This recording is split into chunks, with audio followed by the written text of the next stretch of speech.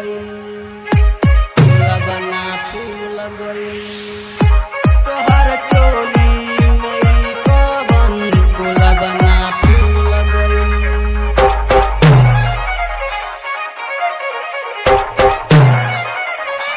तोहर चोली में कवन फूल बना फूल गइल तोहर चोली में कवन फूल बना फूल गइल तोहर जबना में पूरा रस देखो भर गइल पूरा भर गइल।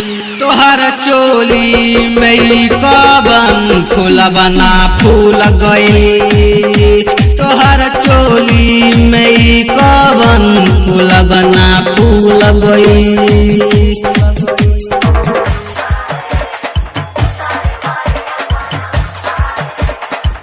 Mixed by Ankus Recording Studio। तोहर चोली में कवन फूल बना फूल गइल।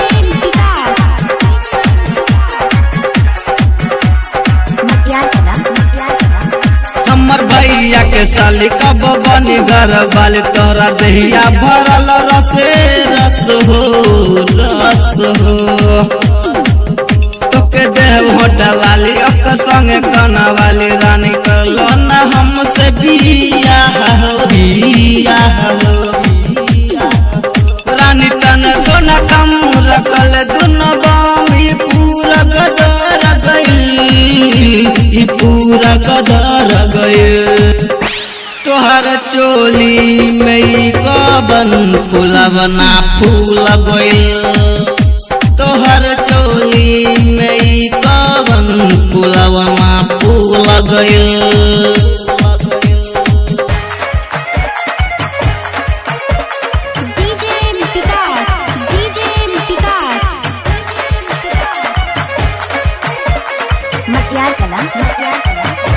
तोहर चोली में कवन फूल बना फूल गइल।